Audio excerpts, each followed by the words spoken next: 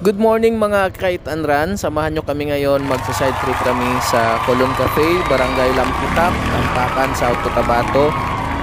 Dito kami galing sa Coronadal City.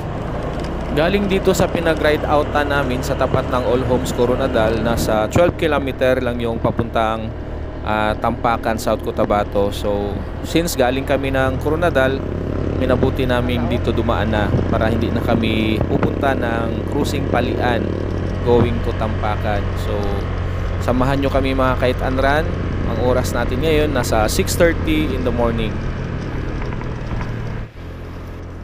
Matagal na naming pinaplano ng commanding officer ko na pupunta ng Colon Cafe kasi nakikita namin sa Facebook na ang ganda-ganda ng lugar, parang nasa New Zealand ka. So tingnan natin ngayon mga kite and run kung totoong maganda ba talaga ang lugar.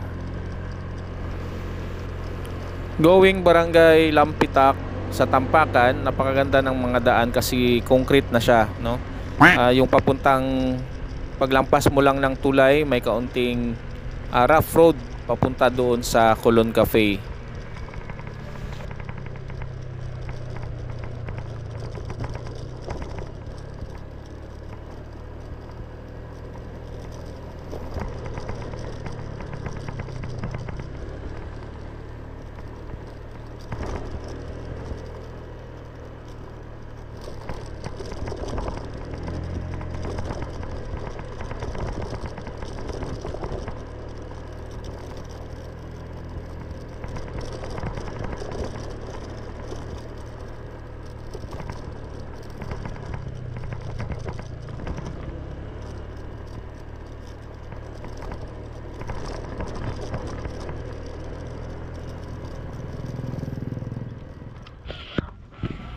Finally mga kite and run, dito na tayo ngayon sa Colon Cafe.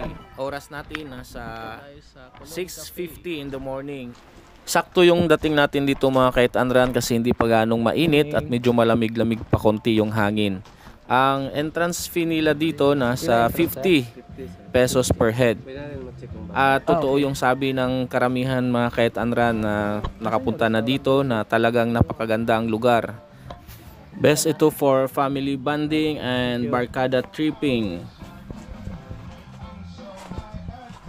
Deserve the commanding officer mga kite and run ang ganito, no? Ang pagsa side trip, especially bungad ng taon, first week January up to the end of the month, grabe yung busy sa trabaho at pag-uwi ng bahay, may mga activity pa sa simbahan. So deserve ni commanding officers ang ganitong trip mga kite and run. Shout out pala sa aming mga kasamahan sa JKK Santa Cruz, Kalumpang General Santos City, sa mga kasamahan ko sa 5 major officers, kina Ati Rosalina Pala, Ati Inday Gastardo, Ati Alma Atabelo, at sa lahat ng mga Chris Kaalagad from Unit 1 to 8, kina Ati Inday Aligado, Mami Gloria Lulu, Ninang Patrocinio Orais, kay Ninong na bago lang nag-birthday, Ninong Carding Orais, at sa kanilang anak na si Melay Briones, sa lahat ng mga CYM, sa aming Chris Kaalagad na si Josephine Dagkutan ng Lulay Dagkutan, at isa pang Chris Kaalagad na si Ati Nida Balyenas, and most especially sa aming zone representative sa Zone 4 kay Ati Gina Lasutan, at sa aming katikes Chris Kaalagad, Kagawad, Mama Gloria Nipa. Thank you so much. Dito na rin kami nag-agahan mga kite and run, at yung mga pagkain nila dito sobrang sasarap. Nasa halagang 150 pesos mabubusog ka na, at ang sarap din ng kanilang sikwate.